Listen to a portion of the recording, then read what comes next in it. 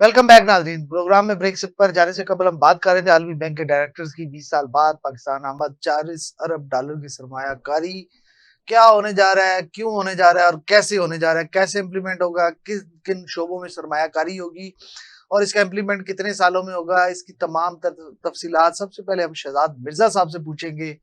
शहजाद मिर्जा साहब, क्या है इसकी थोड़ी तफसीलात से आगाह करें हमारे नाज़रीन को। हाँ जी, बिल्कुल देखें कि इस वक्त जो गवर्नमेंट है वो मैशियत की तरफ जो है बड़ी मुस्बत अंदाज में चल पड़ी है। पहले ज़्यादा रुझान ये रहता था कि हम जो है मुख्तलिफ ममालिक से, वर्ल्ड बैंक से, IMF से कर्जे लेके जो है अपनी मुल्क की मैशियत को संभालने की कोशिश करते थे। मगर अगर देखा जाए तो ये गलत ना होगा कि जो मौजूदा हुकूमत है उसकी ज़्यादातर कोशिश यही है कि मुल्क में सरमायाकारी के ज़रिए जो है वो मैशियत को फ़रोग दिया जाए। और उसी सिलसिले की ये एक कड़ी है कि 9 रुकनी जो वफ़्द है, एग्ज़ीक्यूटिव डायरेक्टर्स जो हैं वर्ल्ड बैंक के, उन्होंने पाकिस्तान में का दौरा किया और उस सिलसिले में वो प्राइम मिनिस्टर से भी मिले हैं। इनिशियली तौर पर उन्होंने 40 अरब की जो सरमायाकारी है वो पाकिस्तान में करने की ख्वाहिश ज़ाहिर की है और उसमें भी उन्होंने दो हिस्सों 40 में अरब डॉलर जी 40 अरब डाली, जिसमें 2 हिस्सों में उन्होंने इसको तकसीम कर दिया है। इस हिस्से में पाकिस्तान की जो वज़ीर ख़ज़ाना है और उनके मशीर ख़ज़ाना और प्राइम मिनिस्टर की मुशावरत से ये हुआ है कि 20 अरब डॉलर जो हैं वो सेहत पे, मुल्क की तालीम के ऊपर और इंफ्रास्ट्रक्चर के ऊपर जो है वो लगाना चाह रहे हैं ताकि इनको उस हिसाब से जो है बेहतर की जाए। और इस तालीम और सेहत के जो शोबे हैं और तालीम का जो शोबा है उसमें ये सरमायाकारी होगी, ना कि इसमें लोन होगा और उसमें वो करेंगे। उसमें IT का शोबा है और मीडिया का भी इन्होंने शामिल किया है ताकि जो आपको आजकल पता है डिजिटल मीडिया, सोशल मीडिया का रुझान बढ़ रहा है। दूसरा जो 20 अरब डॉलर है वो निजी शोबे में सरमायाकारी है। जो निजी छोटी दरमियानी सनत के कारखाने हैं और जो दीगर मामलात हैं उसके ऊपर वो सरमायाकारी करेंगे और उस सरमायाकारी से जो सनतें हैं उसमें उसको फ़रोग देंगे। और ख़ास तौर पर इसमें जो एक फिशरी का है उसके ऊपर उन्होंने इसको टारगेट किया है और जो सनत है, घरेलू सनत है, उनके ऊपर फ़रोग करने के लिए इन्होंने ये किया है। और ये एक इब्तदाई तौर पे बड़ा अच्छा प्रोजेक्ट तो है। ये कितने सालों का मंसूबा है, ये कितने साल में ये 2026 तक का उन्होंने बताया कि 2026 तक हम इस की जो रकम है उसको इसमें इन्वेस्ट करके जो है उसको प्रोजेक्ट अच्छा, in the launch shape of करेंगे। कैश नहीं ये दी जाएगी, in the shape of investment, ये मतलब मंसूबा जात लगाए जी जाएंगे। जी, ये बिल्कुल बिल्कुल ये होगा कैश में, लेकिन वो इन्वेस्ट करेंगे। वो through to state bank of Pakistan होगा, उसका बकायदा स्टेट बैंक में उसका अकाउंट होगा और उसी के थ्रू जो ये सारी सरमायाकारी है वो पाकिस्तान में करेंगे। और इस सिलसिले में प्राइम मिनिस्टर ने इनसे मुलाकात की है। अब वो इस मुलाकात के बाद पाकिस्तान के मुख्तलिफ शहरों का, खास तौर पे ये कराची का, लाहौर का, पिशावर का जो है ये दौरा करेंगे और वहाँ पे जो इन सेहत के हवाले से जो मामलात हैं या तालीम के हवाले से शख्सियात से भी इन्होंने मुलाकात तय रखी है। जी बिल्कुल, उसमें जो गवर्नर हैं KP के, उनसे इनकी मुलाकात होनी है। इसके अलावा CM पंजाब से मुलाकात होनी है, CM सिंध से और गवर्नर जो CM है उन सिंध के, उनसे मुलाकात होगी। और इसके अलावा CM KP से क्यों नहीं मिल रहा है? उनके KP से होगी और वज़ीर आला का अभी तक हमारे पास कोई इस तरह की इतला नहीं है कि वो CM से मुलाकात करेंगे। बलूचिस्तान में भी वो CM और KP के से गवर्नर से मुलाकात करेंगे। और उसके अलावा चूंकि SIFC का भी बीच में इन्होंने उसके मामला जो है उसको भी देखना है।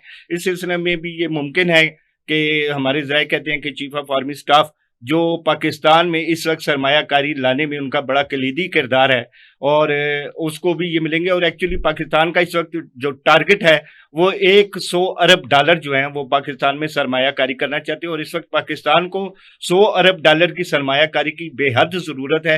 IMF का भी यही टारगेट है, तवानाई के शोबे में, और जी तवानाई का शोबा भी उसमें शामिल है। इसी तरह प्लानिंग डिवीजन है। इस तरह तो फिर जो साथ साथ छोटे जो चीज़ें हैं उनको बीच में इंफ्रास्ट्रक्चर के साथ ला रहे हैं। इस सिलसिले में हमारे यहाँ पेट्रोलियम की जो मसनूआत हैं उसके लिए भी उन्होंने कहा है कि हम करेंगे।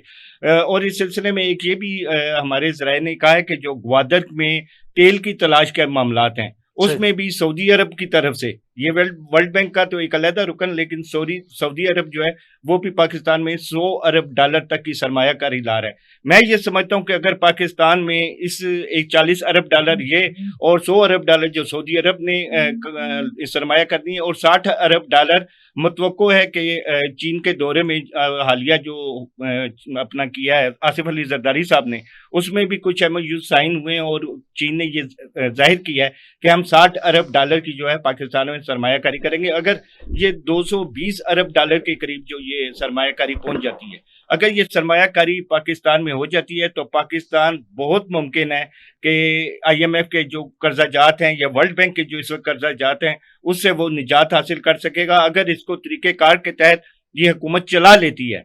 और इसका इन्हिसार फिर मैं वही बात करूंगा कि जो आने वाला बजट है उसमें ये चीजें आपको बिल्कुल क्लियर हो जाएंगी। उसमें जितने भी अभी तक पाकिस्तान के अंदर सरमायाकारी हुई होगी उस वक्त तक वो भी उनको जाहिर करना पड़ेगी। बड़ी दिलचस्प और शेर हासिल आपने तफसीलात दी।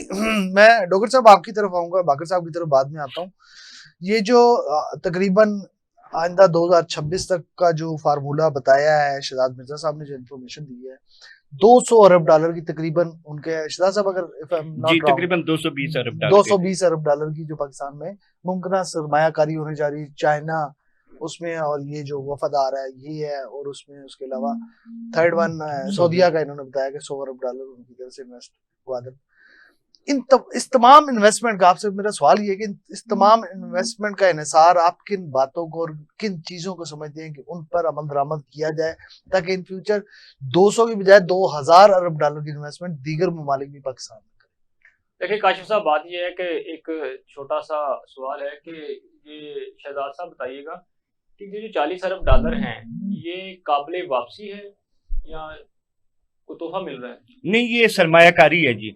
जो मुल्क जिस वक्त आपके मुल्क में टोटली सरमायाकारी करती है, इन्वेस्टमेंट है, वो इन्वेस्टमेंट होती है। मतलब वो वो मतलब अगर उसका शेयर है, उसका जो कुछ परसेंटेज होते हैं, जैसे एक पार्टनरशिप आप किसी के साथ करते हैं, जॉइंट एडवेंचर जी उस तरह होगी ये। अच्छा काशिफ साहब, बात यह है कि बिरूनी सरमायाकारी को तहफ़्फ़ुज़ फराहम करना और मुल्क की मुआशी सूरत हाल को बेहतर करना, आगे लेकर चलना चीज़ों को, मेरे ख्याल में इसके लिए जो मेरी थोड़ी बहुत समझ बूझ है, आपकी जो दाखिली सिक्योरिटी है ना, इसका बड़ा अहम किरदार है। सही, जब तक आप अपने मुल्क की दाखिली सिक्योरिटी को बेहतर नहीं करते उस वक्त तक सरमायादार जो है वो यहाँ पर अदम तहफ़्फ़ुज़ का शिकार दिखाई देते हैं। आप देखें ग्वादर में हमने चाइना के साथ मिलकर जितने भी प्रोजेक्ट शुरू किए हैं, ये ऑन द रिकॉर्ड सारी चीज़ें मौजूद हैं कि जब भी कोई डेलीगेशन चाइना से आते हैं, चाहे उनके प्रेसिडेंट हो, तो इस्लामाबाद में ख़ासतौर पर इस्लामाबाद और कराची में चाइनीज़ी शहरियों को जो है वो टारगेट किया जाता है, ताकि पूरी दुनिया में ख़ासतौर पर चाइना को ये मैसेज जाए कि यहाँ पर उनके इंजीनियर्स, उनके वर्कर्स, उनके शहरी जो है वो गैर महफूज हैं। तो हमें तमाम तर सरमायाकारी को मतलब कंटिन्यू रखने के लिए अपने मुल्क में जिन जिन ममालिक की, जिन जिन अदारों की सरमायाकारी है, उनको तहफ़्फ़ुज़ फराहम करने के लिए सिक्योरिटी के बेहतर इंतज़ाम करने चाहिए, और जितने भी सरमायाकार आ रहे हैं इनकी जो एक SOPs के मुताबिक सिक्योरिटी क्लियरेंस होती है वो करनी चाहिए, ताकि आलमी बरादरी का पाकिस्तान के जो अंदरूनी मामलात हैं, इंटरनल सिक्योरिटी है, उस पर इत्मीनान बहाल हो सके। अभी आप देखें पूरी दुनिया में कहीं भी चले जाएं, उसमें हमारा भी बड़ा एक मनफी किरदार है कि हम अपने मुल्क में होने वाली इस तरह की चीज़ों को बहुत ज़्यादा बढ़ा चढ़ाकर पेश करते हैं।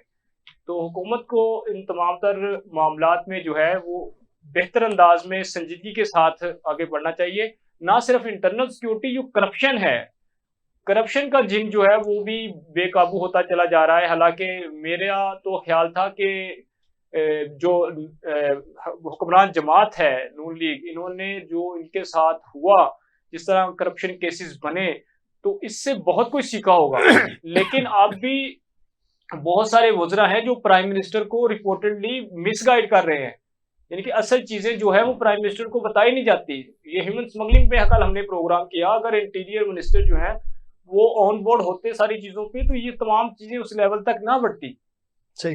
अब जो इंफॉर्मेशन मिनिस्टर हैं या दीगर जो मिनिस्टर्स हैं, वो अगर वज़ीर आज़म को इन तमाम तर मामलात में अंधेरे में रखेंगे, तो मेरा नहीं ख्याल पे सरमायाकारी जो है वो इस लेवल तक जाएगी। यहाँ तक जो कुछ इनिशिएटिव लिए हैं गवर्नमेंट ने वो खुशाइन है, सही। मुल्क की मुआशी सूरत हाल को बेहतर बनाने के लिए मतलब हम इसे कदर की निगाह से देखते हैं, लेकिन इनको तहफ़्फ़ुज़ फराहम करने के लिए क्या करना है, ये अब हुकूमत ने फैसला करना है। सही सही। बाकर ये जो आलमी बैंक का वफद दौरा कर रहा है पाकिस्तान का, इसमें जो है एक तो हेल्थ की सरमायाकारी के हवाले से बात हुई है, एजुकेशन में सरमायाकारी के हवाले से बात हुई है, तो क्या आप समझते हैं कि करप्शन का खात्मा किए बगैर इन सरमायाकारी का कोई फायदा होगा, कोई समरात अवाम तक पहुंचेंगे? काशिफ साहब, सबसे पहले तो मेरा सवाल है कि 20 साल गुजरने के बाद वर्ल्ड बैंक का वफद पाकिस्तान आ रहा है। इस 20 साल में से पहले अगर जाएं तो मुशर्रफ दौर के बाद 2 दफा मुस्लिम लीग नून का दौर रहा, 1 दफा पाकिस्तान पीपल्स पार्टी ने हुकूमत की। उस दौरान क्या पाकिस्तान की पॉलिसियां इस काबिल तहरीक नहीं थी? इंसाफ को भी ऐड कर, यस, 3 साल मैंने इसलिए टोटल काउंट कर दी कि 20 साल, 2 दफा मुस्लिम लीग नून, ठीक है, आपने एक दफा नाम नहीं पाकिस्तान- लिया ना, मैंने कहा मैं नाम बता पाकिस्तान जी, पीपल्स जी, पाकिस्तान तहरीक इंसाफ। ठीक ठीक। सवाल यह है कि ये पाकिस्तान को अपनी मईशत बेहतर करने में 20 साल क्यों लग गए? जी। क्या अगले 20 साल मजीद आपको सरमायाकारी करवानी पड़ेगी? जब तक पाकिस्तान खुद देखें, अब सबसे पहली बात कि पाकिस्तान से बहुत सारे सरमायाकार अपना सरमाया उठाकर बैरून मुल्क शिफ्ट हो गए। हम अपने सरमायाकारों को तहफ़्फ़ुज़ नहीं दे पा रहे, तो जो बैरून मुल्क से सरमायाकार आ रहे हैं उनको तहफ़्फ़ुज़ कैसे फराहम करेंगे? सबसे पहली प्रायोरिटी हमारे अपने पाकिस्तान के सरमायाकारों की होना चाहिए थी, क्योंकि पाकिस्तान से एसेट्स अगर बाहर जा रहे हैं तो वो डेफिनेटली अगर पाकिस्तान में आ भी नहीं है तो फिर वो एक तरह का लॉस आप रिकवर कर रहे हैं। तो वो आप ये नहीं कह सकते कि आप प्लस में चले गए, आप नेगेटिव में, माइनस में ही रहेंगे, क्योंकि आपसे सरमाया उठाकर पाकिस्तान के इन्वेस्टर्स, बड़े बड़े इन्वेस्टर्स जो हैं वो पाकिस्तान से दुबई और गल्फ कंट्रीज में मूव कर चुके हैं। दूसरी चीज आप मुझे बताएं, एजुकेशन के हवाले से इन्वेस्ट करने जा रहे हैं आप, अपने एजुकेशन सेक्टर्स को पंजाब में ऑलमोस्ट प्राइवेट कर चुके हैं, वहां आप क्या इन्वेस्ट करेंगे? एक प्राइवेट सेक्टर्स को आप दोबारा इन्वेस्ट करेंगे? उससे बेहतर नहीं था कि आप जो एजुकेशन पे इन्वेस्ट करने जा रहे हैं आप उसी सरकारी तालीम को जारी रखते और उसकी बेहतरी के लिए काम करते? अब इन्वेस्टर्स पाकिस्तान आ रहे हैं, वो क्या प्राइवेट सेक्टर्स पे इन्वेस्ट करेंगे, जिससे फिर पाकिस्तान की मईशत को उससे क्या फायदा होगा अगर वो तालीम पर इन्वेस्ट करते हैं? दूसरी तरफ आप देखें, पाकिस्तान के हेल्थ के हवाले से महंगाई में जो जान बचाने वाली अद्वियात हैं वो 400 गुना फीसद जो है वो महंगी हो गई। तो क्या वो इन्वेस्ट करके उसको 800 गुना पर लेकर देंगे, जिससे फिर पाकिस्तानी मईशत को नुकसान होगा? तो हमें ये सोचना चाहिए कि हम क्यों हर वक्त बैरूनी सरमायाकारी को ही प्रेफर करते रहते हैं, हम खुद अपने पांव पर क्यों नहीं खड़ा होना चाहते? हमारे पास अच्छे सरमायाकार मौजूद हैं जो सिर्फ हुकूमत की नाअहली और पॉलिसियों की वजह से बैरून मुल्क जाने को तरजीह देते हैं, क्योंकि वहां पे प्रॉफिट रेट ज्यादा है। पाकिस्तान का अलमिया ही यही है कि पाकिस्तान अपने वसाइल को इस्तेमाल नहीं करता और हर वक्त बैरून मुमालिक और बैरून, अब मुझे बताएं, मलेशिया के सदर पाकिस्तान आए थे आज से कुछ दिन पहले, उनके साथ जो मुआहदे हुए उनका क्या हुआ? SCO में जो मुआहदे हुए उनका क्या हुआ? ऐसे बहुत सारे वाकयात अब देखें, बैरूनी मुमालिक के वफद पाकिस्तान आते हैं, सरमायाकारी का कहकर जाते हैं, उसके बाद वो MOUs भी साइन होते हैं, लेकिन उसके बाद क्या होता है? एक तरीकाकार होता है ना बाकर साहब, उसको टाइम लगता है। सर कितना टाइम लगता है? 20 साल से पाकिस्तानी मईशत अभी तक अपने पांव पर खड़ी नहीं हो सकी। हम सिर्फ इस 20 साल की बात कर रहे हैं, वैसे पाकिस्तान को बने 75 साल हो गए। इन 75 सालों में 1980s को छोड़कर आज 45 साल हो गए, निस्फ सदी गुजरने वाली है, हम अभी तक अपने पांव पर खड़े नहीं हो सके। 1980s में वो वक्त था जब पाकिस्तान दूसरे ममालिक को कर्ज दिया करता था। आज तो ये हाल है कि हम कशकोल लेकर खड़े हैं कि हमें हमारी मदद करते हैं, हम अपनी मईशत को सेट कर रहे हैं। आपका पॉइंट आ गया, इसी पॉइंट पे शहजाद मिर्जा साहब, ये जो बाकर साहब ने आखिरी बात की है कशकोल वाली, तो एक अच्छा इनिशिएटिव है प्राइम मिनिस्टर ऑफ पाकिस्तान मियां शहबाज शरीफ साहब का कि उन्होंने कर्जों की बजाय तरजीह दी है इन्वेस्टमेंट को।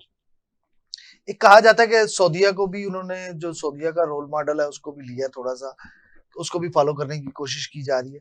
क्या आप समझते हैं कि ये जो बाकर ने बात की बड़ा वैलिड पॉइंट था कि आप पहले अपने लोकल इन्वेस्टर्स को एक ऐसा सिस्टम मुहैया करें जो करप्ट फ्री हो, जिसमें आप वन विंडो ऑपरेशन हो, जिसमें आप सहूलत दें अपने इन्वेस्टर को?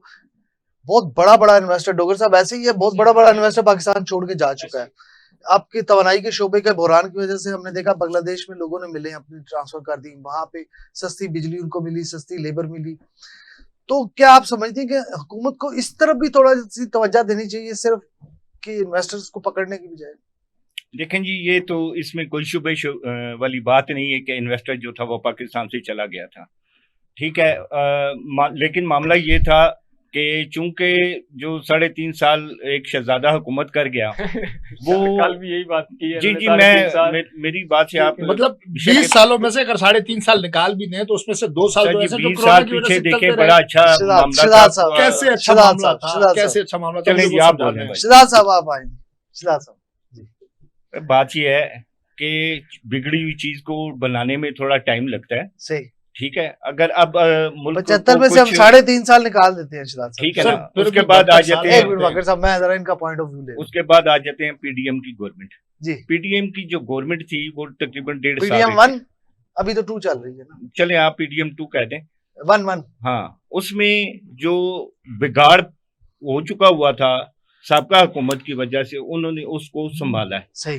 क्योंकि बैरूनी कर्जे इतने पाकिस्तान के ऊपर आ चुके हुए थे कि उनको उतारने के लिए भी पाकिस्तान को तैयारी करनी थी, सही। ठीक है। उसमें उन्होंने एक बजट पेश किया।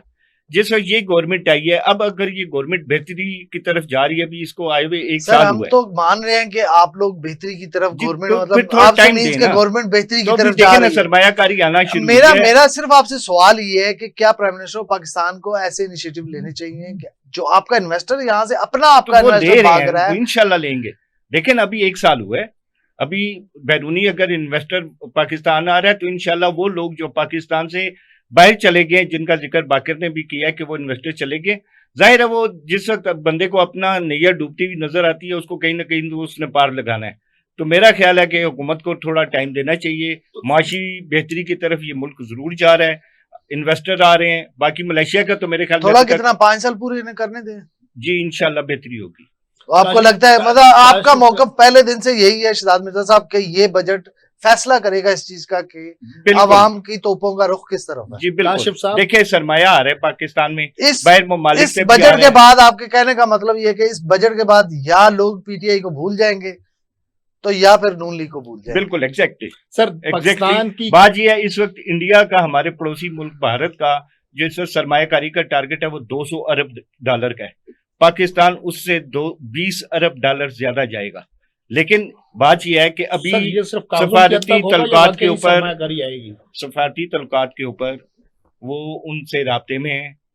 बाकी बेहतरी होगी, आहिस्ता आहिस्ता इन्वेस्टर आ रहा है। ये मैंने आपको फिर पहले बताया था, फिर बताता नहीं हूं। शिदात साहब, मैं ये आपकी इस लोन बात नहीं से है, तो एग्री ये करता हूँ कि सरमायाकारी चीजें है।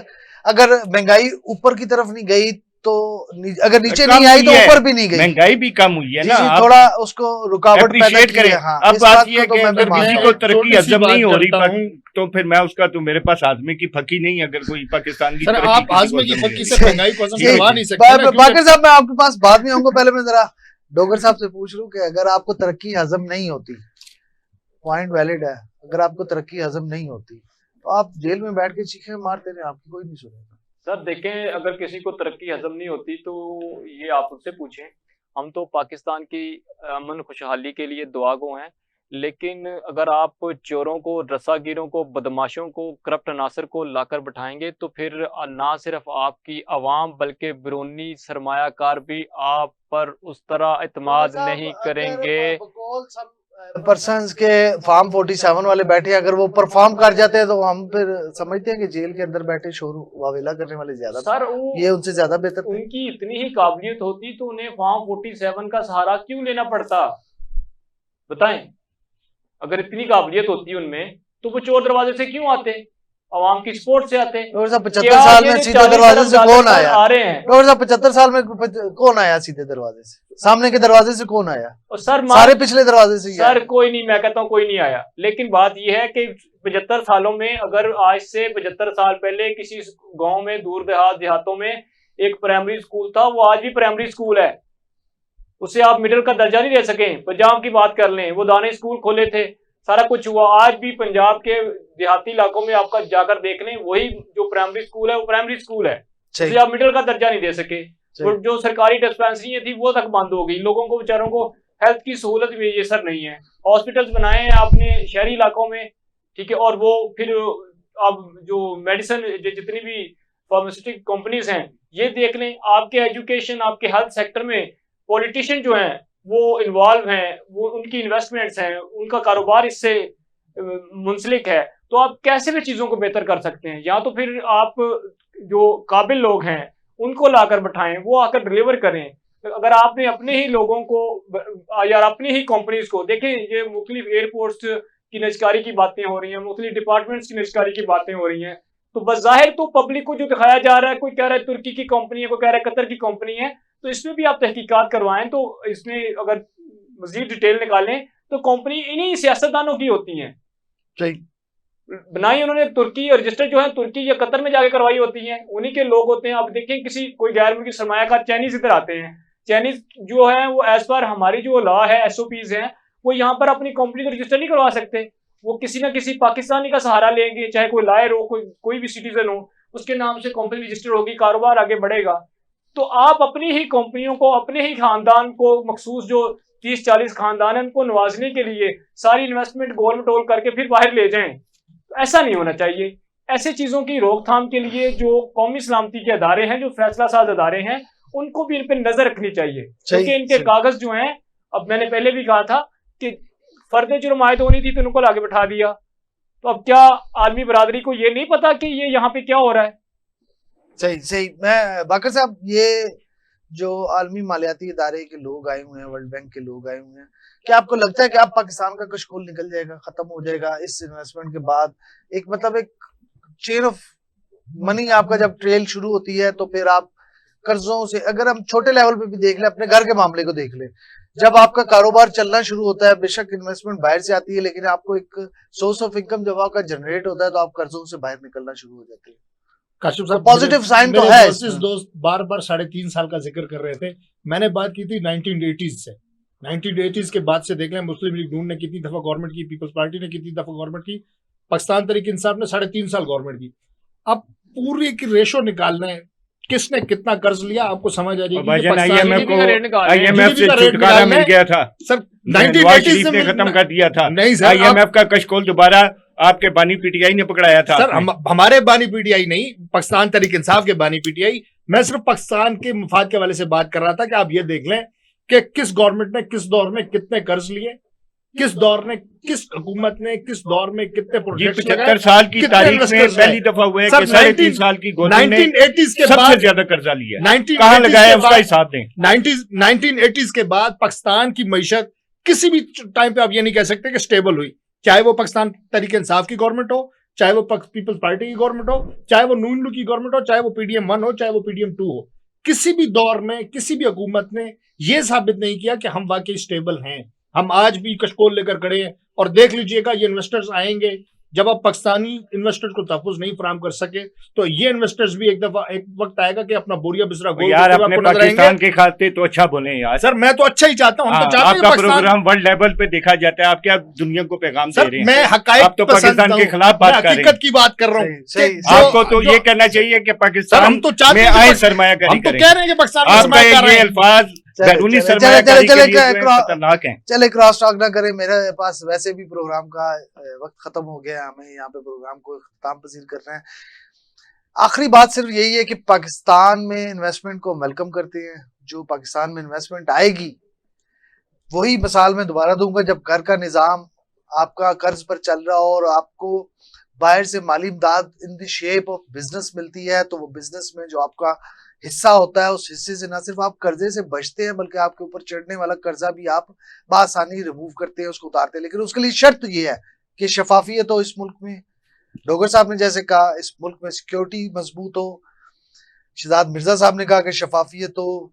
बाकर साहब ने कहा कि सिर्फ ऑन पेपर ना हो, बल्कि फिजिकली चीजें होती हुई नजर आनी चाहिए। इसके साथ अपने मेजबान राजा काशिफ को इजाजत दीजिए। अल्लाह हाफिज।